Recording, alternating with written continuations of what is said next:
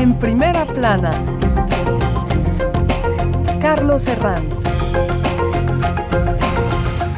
Bienvenidos en Primera Plana, un programa de Radio Francia Internacional y France 24. Esta semana ponemos el foco en el acuerdo Unión Europea-Mercosur, que va a crear la mayor zona de libre comercio del mundo, 720 millones de consumidores, y además que cobra una importancia especial geopolítica a partir de la tempestad de Donald Trump. Nos acompañan 4 invitados que ya les presento.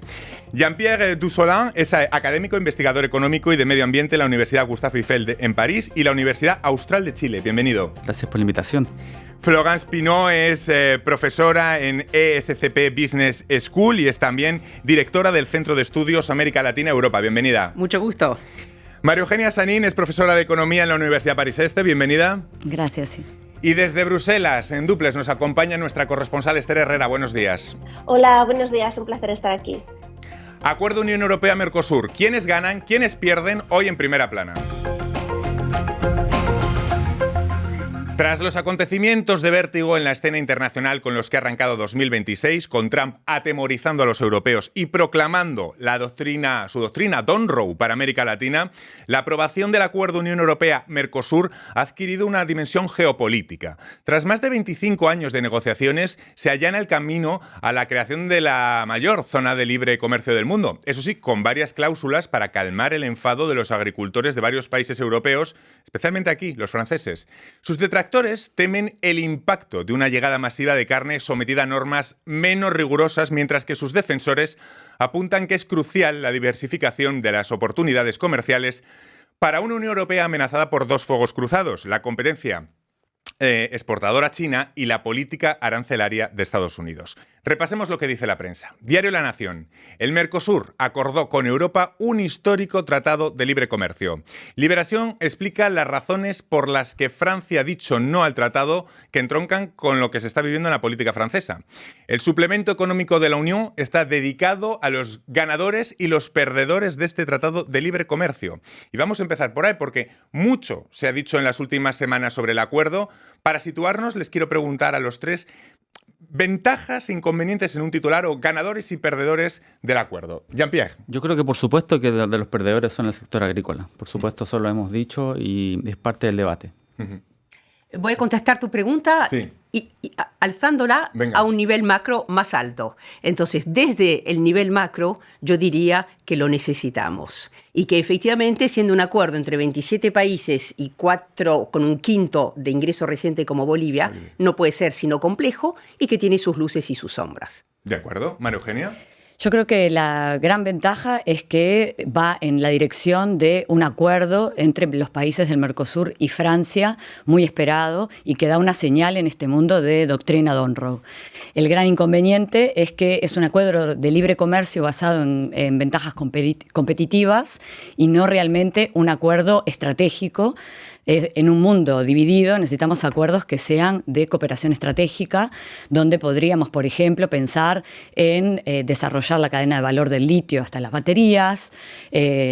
Justamente uno de los grandes ganadores es la industria automotriz alemana. Entonces, uno de los inconvenientes es que es un acuerdo de libre comercio del pasado y no está adaptado al mundo de hoy. Luego vamos a profundizar en estas razones que nos están dando, pero antes vamos a ir hasta Bruselas con Esther. Esther, ¿qué espera obtener la Unión Europea del acuerdo con Mercosur y en qué tiempos? La Unión Europea espera enviar varios mensajes con este acuerdo. No solo hay una obvia relación comercial con la que se espera eliminar más del 90% de los aranceles y crear la mayor zona de comercio del mundo, esto es obvio, sino que también se espera obtener un éxito económico, ¿no? Se eliminan los aranceles a los automóviles europeos, que ahora son del 35%, es lo que se aplica a Mercosur, a la Unión Europea, justo cuando el sector está en un momento muy, muy delicado. También envía un mensaje geopolítico. Hay que tener en cuenta que la Unión Europea no solo no apuesta por el proteccionismo con este acuerdo, sino que sigue firmando acuerdos comerciales y después de 25 años de negociaciones ha mantenido su apuesta por el pacto cuando no siempre ha sido evidente que pudiera salir adelante, por lo que también envía un mensaje de que se puede confiar en la Unión Europea. Después de esta larga espera, por supuesto, Ahora lo que se quiere es aplicar cuanto antes el pacto. Primero, con la firma en Paraguay se aplicará prácticamente la totalidad del acuerdo de forma provisional, pero también será necesaria una votación del Parlamento Europeo que se espera para el próximo marzo aproximadamente y finalmente serán los parlamentos nacionales los que tendrán que ratificarlo. Un tratado que, como decía Esther, se empezó a negociar hace 25 años y les pregunto por la situación actual o por lo que ha llevado a cabo al final la firma. ¿La situación del mundo actual ha sido el elemento definitivo que ha colaborado a que se saque adelante? ¿Jean-Pierre? Sí, bueno, yo creo que eso es en parte, pero hay que hablar también que, como se mencionaba anteriormente, Europa está buscando la diversificación. Entonces, ese es un punto muy relevante. La diversificación, también la competencia, como comentaba anteriormente acá la colega, por los recursos estratégicos como el litio, que Latinoamérica, por cierto, tiene litio y hay otros recursos muy relevantes. Y obviamente el punto de inflexión de acá fue el proteccionismo de Estados Unidos y lo que está pasando actualmente. Así que yo creo que es un proceso que ya venía anteriormente, había antecedentes anteriores, pero obviamente el papel de Estados Unidos es muy relevante en el acuerdo. Y esto ha catalizado el acuerdo. Florence, ¿la decisión refleja un cambio en el contexto global? Sí, totalmente, porque creo que actuó lo que está aconteciendo, cambios profundos como no hemos visto en decenios, ¿no es cierto? Ha actuado como catalizador. Entonces, un proceso que ya venía extendido en el tiempo, adormecido, reactivado según momentos. Tengo en mente una de las cumbres, la de Madrid, Unión Europea-América Latina, donde se volvió a poner en el 2010, después se nos volvió a dormir y ahora, efectivamente, la situación actual no puede sino empujarlo. María Eugenia, el contexto, ¿es lo que ha empujado definitivamente? Yo no sé si lo ha empujado definitivamente, pero desde el lado de los países latinoamericanos se ve en los discursos, escuchando lo que dicen sobre este acuerdo, una clara intención de salir de este espacio que le ha dejado la doctrina Monroe y el de patrio trasero de Estados Unidos como un socio comercial fiable para, en particular, Europa, por supuesto. Vamos a analizar, si les parecen, los dos bloques por separado. Empecemos por Mercosur, porque Brasil, Argentina, Uruguay, Paraguay celebran la aprobación. No sé si es una posición compartida que no se ha visto en Europa. Florence. Bueno, en el caso europeo somos más numerosos, somos 27 es más complicado. Versus, 4 y 5, pero sabemos que Bolivia... 4 y medio. Sí, 4 y medio, exactamente, con todo respeto, porque es un socio pleno desde hace unos meses. En el caso europeo, obviamente que tenemos las voces de 27 países. Y como siempre en la vida, la política exterior viene imbricada, relacionada con la política interior. En el caso francés, es cierto que tenemos un sector agrícola que, si tomo la expresión francesa, que sufre. Qui souffre? ¿Por qué? Pero no sufre por el Mercosur. Sufre hace mucho. ¿Por qué? Porque reprocha a la política agrícola imponerle y a la política francesa imponerle muchas normativas que finalmente son fuente de burocracia, de llenado de papeles, etc. Sufren con la sequía, como en otras partes, no es el monopolio del sufrimiento. Sufren con las lluvias, ahora con la dermatosis bovina. Entonces, tenemos a un sector agrícola encrespado, con mucha bronca. Rescato esa palabra porque se utiliza incluso en francés, la bronca. Entonces, están hipersensibilizados y en un momento en que nuestro gobierno en Francia está atravesando un periodo de debilidad con partidos que quieren precipitar citas electorales que otros no desean, efectivamente el debate sobre Mercosur ha quedado rehén de la situación política francesa. Jean-Pierre o María Eugenia, en cambio, en el lado del Mercosur sí que ha habido un movimiento más favorable por parte de los 4 miembros, ¿no? En América Latina, o sea, en los miembros del Mercosur, incluyendo Bolivia, aunque es reciente en el debate, tiene apoyo con excepción de los pequeños productores pequeños productores agrícolas, que consideran que cumplir con los estándares requeridos sería muy difícil y que eso va a implicar un alza en los precios, pero es marginal en relación a la parte de mercado que tiene las grandes explotaciones agrícolas que son favorables. Francia, Austria y en menor medida, Polonia, Irlanda han sido las más reacias en Europa. ¿Son miedos comunes de agricultores y ganaderos de estos países, Jean-Pierre? Yo creo que es un problema que son miedos también, pero hay que entender el cambio estructural que ha tenido el mundo en los últimos años. Hay sectores que han ido disminuyendo, como el sector agrícola. Eso en general en el mundo de los países han emigrado hacia el sector de servicios, por ejemplo, Francia. El sector agrícola en los años 80 era más o menos un 6% del PIB y ahora es como entre el 2 y el 3%, por lo tanto es normal que haya ese problema. Y lo que está pasando ahora es justamente también tiene un énfasis en el cambio estructural. Eso es muy importante recalcar. Creo que lo que ha faltado mucho, y sobre todo de modo muy acuciante estos últimos años, es una buena pedagogía verbal. Porque vemos, además, esto se potencia con las redes, con la prensa, etc. Yo recuerdo 86 España entrando en la Unión Europea. Los camiones de fresas de Valencia, que eran volteados y detenidos en el sur francés por los cultivadores franceses de la fresa del Périgord, que es una fresita más pequeña, etc. Con mucha rabia, con mucho miedo, había miedo. Conclusión, hasta donde sé, la balanza agrícola francesa con España ha sido siempre excedentaria y tanto más desde que España entró. Entonces vemos cómo a veces hay ideas, hay prejuicios, hay temores, se asientan y se congelan en la prensa, en la percepción de la gente y generan percepciones erróneas. Y les pregunto, ¿las salvaguardas introducidas son suficientes para limitar esos temores? Por ejemplo, limitando el cupo de productos latinoamericanos exentos de arancel en ciertos sectores como el avícola, creo que miel, huevos o etanol. ¿Son suficientes esas salvaguardas que se han ido introduciendo, María Eugenia? Yo creo que en relación al sector agrícola europeo, esas salvaguardas están basadas en el flujo histórico y en las partes de mercado que están bastante estudiadas, y entonces en las cifras parecen suficientes.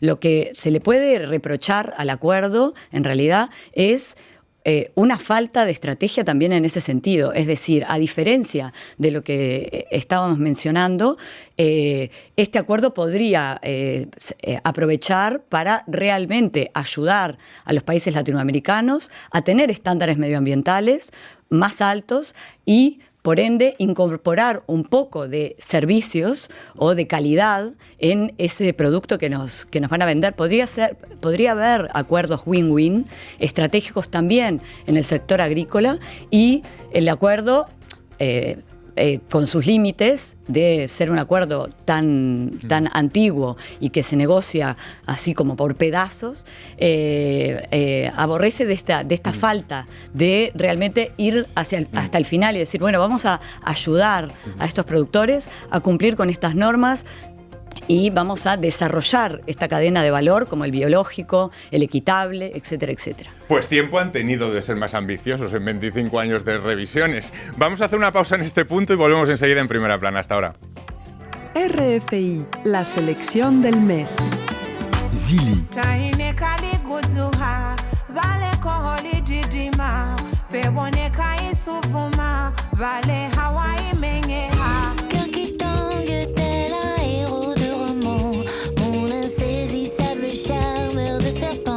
Vanessa Paradis.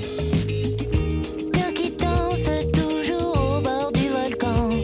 Que vois-tu dans le miroir que je te tends? On connaît maman, y'a veille, on connaît papa, donc c'est respect. On peut pas venir foutre la bagaille. Missier Sadi. Nous connaître nous depuis longtemps. Ni ça fera qui bon va moyen moins calcul. Et Mathieu White. Nous pas fait, nous pas promesses inutiles. Même si nous savons que ça difficile. Léonie qu'on a mastingo. Saru et Pensol. On a niki meza kichwa hadi shingo. Shingo, mastingo, RFI. Seguimos esta semana en Primera Plana analizando quiénes han ganado, quiénes han perdido, ventajas e inconvenientes de ese acuerdo entre la Unión Europea y Mercosur. Lo hacemos con dos profesoras de economía, Florence Pinot y María Eugenia Sanín, con un académico investigador económico, Jean-Pierre Dussolin, y nos acompaña también, recuerdo, desde Bruselas, nuestra corresponsal. De todas formas, y mirando el momento del mundo, que también comentamos un poco la geopolítica, cómo ha impactado en este acuerdo, y la necesidad de abrir nuevas vías para Europa como algo vital, algo que se nos lleva diciendo ya bastante tiempo, hemos asistido, no sé si llamarlo así, a un debate quizá sobredimensionado o mal enfocado en Francia por miedo a una nueva crisis agrícola. ¿Qué les parece, Jean-Pierre? Bueno, yo creo que es bien relevante hablar de que es un debate politizado. Sí. Y también hay un tema también de inestabilidad social que viene probablemente a la época de los chalecos amarillos y que probablemente la administración francesa tiene un cierto medio a la movilización del campo y que tiene esas reminiscencias que vienen de esa época. Y obviamente también hay un tema que se relaciona con las cláusulas de espejo, que también es un tema que también se ha tratado bastante, por lo tanto, aparte de ser un acuerdo geopolítico, un acuerdo industrial. Entonces está todo este tema mezclado y que es necesario discutir. El sector agropecuario europeo teme el impacto de la llegada masiva de carne. No sé si hasta qué punto están justificados esos miedos, las salvaguardas son suficientes, hablamos antes con María Eugenia de ello, o simplemente hay que reconocer que es un tratado que se necesita, en el que hay perdedores, pero hay que asumir como bueno para ambas partes. ¿Qué le parece, Florence? Las salvaguardias creo que es una buena respuesta de la Comisión Europea para mostrar, tengo en cuenta tu problema, ¿no es cierto? Ahora, bueno, según los críticos, y para ser de abogada del diablo, yo diría que los representantes del sector agrícola, ellos se dicen a este nivel desconfiados acerca de la real aplicación de la salvaguardia y dan también como ejemplo, dicen sí, el acuerdo se firmó y está claro que si uno de los países socios de la contraparte se sale del Acuerdo de París, se cae del acuerdo. Pero dice, no solo es si sale o no sale, si se queda es que aplique la política. Y en eso el sector agrícola francés tiene, los más vehementes opositores, allí colocan sus dudas. Pero está muy bien que vayamos matizando también todas estas cuestiones para situar el cursor. Ya ven, no son todos negros ni blancos, normalmente es gris como casi todo en la vida. Le vamos a preguntar por las concesiones a nuestra corresponsal. ¿Cuáles son, Esther Herrera, Bruselas, las concesiones más destacadas que ha hecho la Unión Europea para atenuar la ira de los agricultores? Para empezar, no se permitirá la importación de productos de Mercosur que no cumplan los mismos requisitos medioambientales y fitosanitarios que deben cumplir los agricultores y ganaderos europeos. Si esto se produjera, si no se cumplieran estos estándares, se podría suspender el acuerdo. Además, todos los firmantes se comprometen a cumplir el Acuerdo del Clima de París. También protege especialmente los sectores considerados sensibles, productos como la carne de vacuno, la carne de aves de corral o el azúcar, tendrán cuotas estrictas. La Comisión Europea se compromete a abrir una investigación si estos productos ven incrementada su importación a la Unión Europea y si se confirma se podrían suspender las ventajas arancelarias. Además, la Comisión Europea se ha comprometido a vigilar todos los productos que contengan pesticidas o productos no autorizados en la Unión Europea. El sector está protegido, pero los agricultores sienten que la llegada de productos del bloque de Mercosur, al fin y al cabo, habrá más y por lo tanto pueden bajar los precios y esto les puede perjudicar mucho más cuando sienten que el sector ya está en un momento de gran vulnerabilidad. Ahora, si les parece, vamos a dejar por un momento la política de un lado, la geopolítica también, y vamos a dirigirnos a ese señor, a esa señora que nos están viendo o escuchando. ¿Cuándo van a notar los efectos de este tratado al ir al supermercado y en qué cosas? Tanto en el caso latino como en el caso europeo. Es decir, en la práctica, ¿cuándo se va a empezar a notar y en qué los consumidores van a empezar a notar eso? Yo creo que un tema muy relevante justamente es como el consumidor el que tiene que dictaminar qué productos escoger. Es importante que va a tener una mayor variedad. Yo creo que eso es muy relevante, tanto el consumidor latino, que puede, por ejemplo, comprar autos a valores inferiores, como también servicios, que es un poco lo que le van a vender hacia el otro lado, como también acá en Francia, que va a tener una mayor variedad. Yo creo que eso es muy importante para el consumidor. María Eugenia. Para matizar, justamente, una de las preocupaciones en Latinoamérica, en los países latinoamericanos, es que esto genere una cierta inflación de algunos productos que, como son de calidad de exportación, puedan comenzar a tener precios privativos para el consumidor local.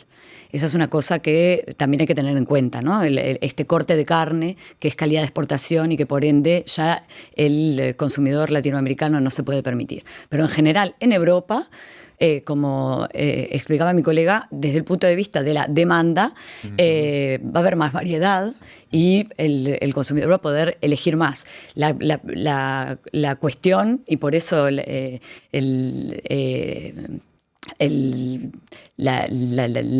las protestas, etcétera, es más bien desde el lado de la producción, ¿no? Desde el lado de la producción hay claros ganadores, como es la industria alemana, y claros perdedores, que es la industria, el agro en su estado actual.